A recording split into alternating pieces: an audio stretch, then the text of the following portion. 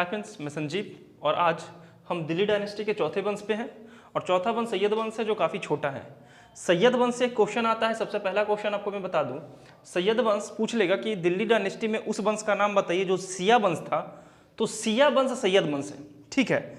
मैं इससे पहले आपको पढ़ा चुका हूँ तुगलक, और तुगलक से क्वेश्चन क्या क्या आए थे ये मैं बता चुका हूँ।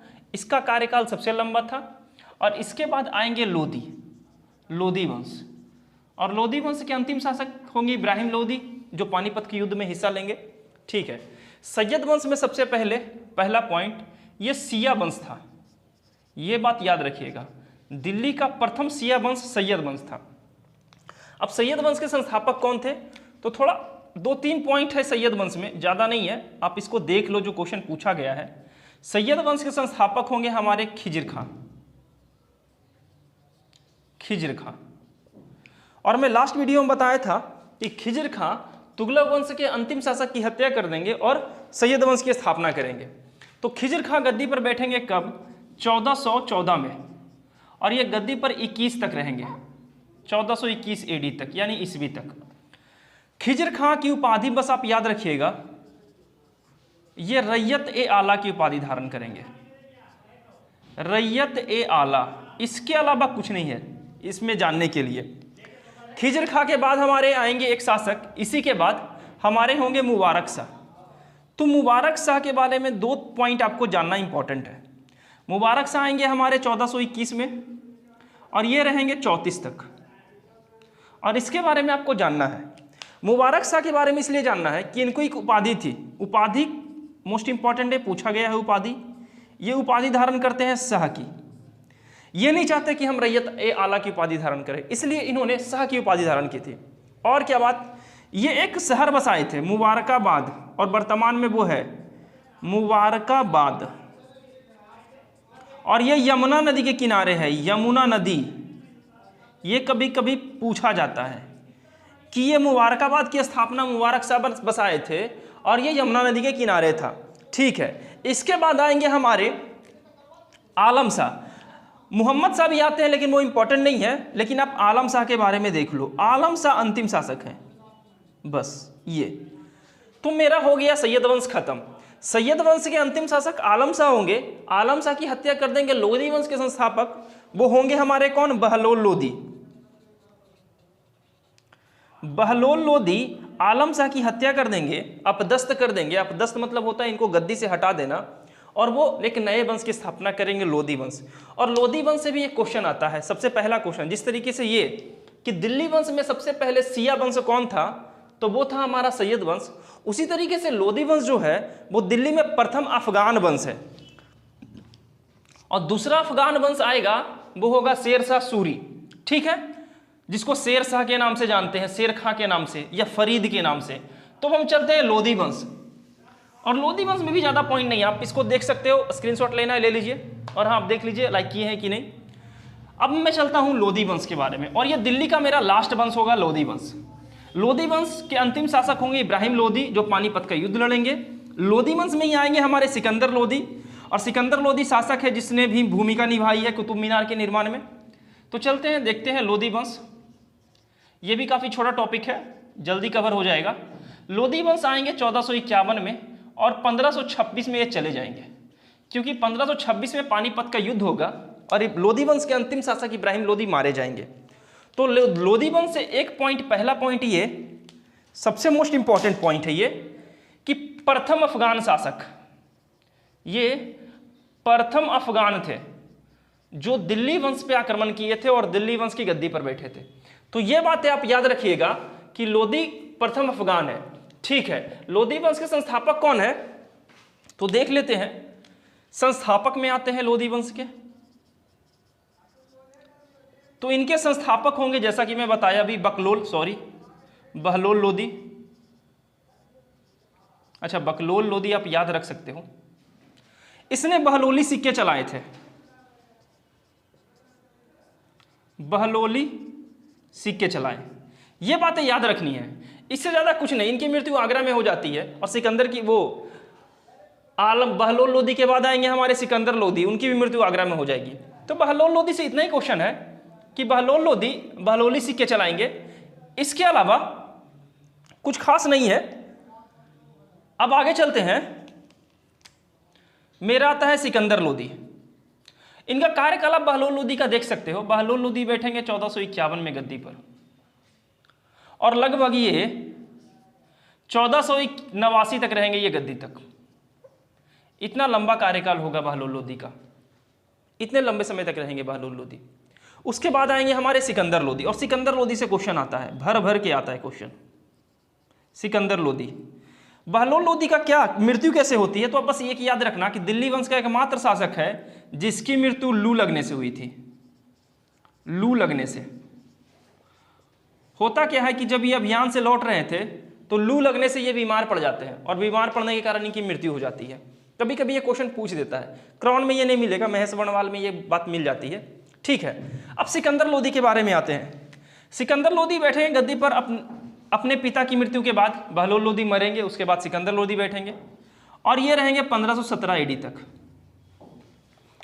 ये बहुत सारे काम करेंगे, सिकंदरी गज चलवाएंगे। ये आप याद रखना, पहला पॉइंट सिकंदरी गज। सिकंदरी गज क्या था? तो ये जमीन नापने की एक पैमाना था जिससे जमीन को नापा जाता था। सिकंदरी गज चलवाएंगे। अब ये 1504 में आगरा की स्थापना करेंगे। आगरा की स्थापना करेंगे और आगरा को 1506 ईस्वी में दिल्ली की राजधानी बना देंगे। यह बात याद रखिएगा कि दिल्ली की राजधानी आगरा को बनाते हैं हमारे सिकंदर लोदी। और कब बनाते हैं? 1506 ईस्वी में राजधानी, दिल्ली की राजधानी। और यह बातें याद रखने वाली बात है। राजधानी 1506 ईस्वी में बनेगा कौन? आगरा। ठीक है, तो देखो अभी तक दिल्ली की राजधानी 3 बार चेंज हुई है। कैसे कैसे चेंज हुई? तो दिल्ली की प्रथम राजधानी हमारी लाहौर थी, दूसरी बार राजधानी दिल्ली की दिल्ली बनाई गई, तीसरी बार हमारे लोदी। अब तुगलक वंश में मैं बताया था कि एक शासक थे हमारे मोहम्मद बिन तुगलक, जिन्होंने 30 में यानी लगभग 1430 में उन्होंने राजधानी बना दी थी। किसको? देवगिरी को। अब देवगिरी से राजधानी बदल के फिर दिल्ली लाया गया, लेकिन दिल्ली से फिर राजधानी बदल के आगरा कर दिया गया दिल्ली का। तो ये सारी बातें याद रखनी है। और ये सब क्वेश्चन आते तो बच्चा कंफ्यूज हो जाता है कि पूछ देगा कि वो शासक का नाम बताइए जिसने दिल्ली वंश की राजधानी आगरा में बनाया था और कब बनाया था और आगरा की स्थापना किसने किया था। ये सारी बातें आपको याद रहनी चाहिए। अच्छा, सिकंदर लोदी से और क्या क्या बातें हो सकती हैं? आप इसको स्क्रीनशॉट लेना चाहते हैं, ले लीजिए। ठीक है, सिकंदर लोदी से और क्या क्या बातें हैं मैं ऊपर में थोड़ा देख ले रहा हूँ, क्योंकि मेरा बोर्ड छोटा पड़ जा रहा है थोड़ा, इसलिए बार बार इरेज करना पड़ जा रहा है। आप मैनेज कर लो थोड़ा। चलते हैं सिकंदर लोदी के बारे में और क्या फैक्ट था। तो सिकंदर लोदी करते क्या है? बहुत सारा काम करते हैं ये। तो करेंगे क्या? सबसे पहले नगरकोट की एक मूर्ति थी। नगरकोट में एक ज्वालामुखी माता की मूर्ति थी। इस मूर्ति को तोड़वा दिया जाएगा सिकंदर लोदी के जरिए, और उस जगह पे उस सिकंदर लोदी उस मूर्ति को तोड़वा कर कसाई को दे देंगे मीठ तोड़ने के लिए। तो ये क्वेश्चन पूछा गया है कि नगरकोट की ज्वालामुखी मूर्ति को किसने तोड़वाया था? सिकंदर लोदी थे। और क्या किया था उससे? तो उसे दे दिए थे किसको? कसाईयों को, ताकि उससे मीठ तोला जाए। अच्छा, सिकंदर लोधी वो व्यक्ति है जो महिलाओं मतलब स्त्री, महिलाओं को संतों तथा पीरों के मजारों पर जाने से रोक लगवा दिया। ये बात आप याद रखिएगा। ये एक ऐसा बंदा था, ये मुस्लिम धर्म का एक ऐसा आदमी हुआ जो संत और पीर के मजार पे स्त्रियां नहीं जा सकती थी। मुस्लिम धर्म की स्त्रियां कोई भी संत और पीर के मजार पे नहीं जा सकती थी। ये सिकंदर लोदी ने स्टार्ट करवाया था। आगे इसने वो निकालते हैं, आप निकालते हैं ना, जब आता है हमारा मुस्लिम धर्म में पर्व होता है तो ताजिया, तो ताजिया पर्व निकालना ये बंद कर दिया। ताजिया में निकलता है जुलूस, ताजिया निकलवाना बंद करवा दिया था, ये बंद करवा दिया। और इनकी मृत्यु हो जाएगी आगरा में, यानी सिकंदर लोदी आगरा में मर जाएंगे, आगरा में मर जाएंगे। लेकिन मरने से पहले सिकंदर लोदी एक काम और करेंगे, जो मैं पहले आपको बताया कि कुतुब मीनार आप देखे होंगे अब 5 मंजिला हो गया है, पहले 4 मंजिला था। जिस समय कुतुबुद्दीन ऐबक इसको बनवाया था 4 मंजिला था, लेकिन इस पे बज्जड़ पड़ जाता है और बज्जड़ पड़ने के कारण चौथा मंजिला क्षतिग्रस्त हो जाता है। तो चौथे मंजिले को तुड़वा कर हमारा सिराजुद्दौला क्या करेगा, इसको हटा के, सॉरी फिरोज शाह, सिराजुद्दौला नहीं है, फिरोज शाह है, फिरोज शाह तुगलक वंश का है। फिरोज शाह तुगलक इसकी चौथी मंजिल को तुड़वा देगा और उसकी जगह पे चौथी और 5वीं मंजिल बनवाएगा। अब ये आएंगे हमारे सिकंदर लोदी। सिकंदर लोदी साहब हमारे कुतुब मीनार के मरम्मत करवाएंगे, पॉलिश करवाना, पुतवाना, ये सब काम करते हैं सिकंदर लोदी। तो सिकंदर लोदी भी मेरा खत्म हो गया, ये भी चले गए, आगरा में इनकी मृत्यु हो गई। अब मेरा एक शासक बचा है, वो इंपॉर्टेंट है, और वो है हमारा इब्राहिम लोदी। देख लेते हैं, इब्राहिम लोदी 2 मिनट का है। इब्राहिम लोदी मोस्ट इंपॉर्टेंट है, किस बेसिस पे, तो देखते हैं। पानीपत का युद्ध होगा, इब्राहिम लोदी, और ये गद्दी पर बैठेंगे 1517 में और 26 AD तक रहेंगे। होता क्या है, इब्राहिम लोदी बड़े घमंडे आदमी होते हैं। तो इब्राहिम लोदी पंजाब का एक सूबेदार होता है, ठीक है, जिसका नाम होता है दौलत खां। पंजाब का सूबेदार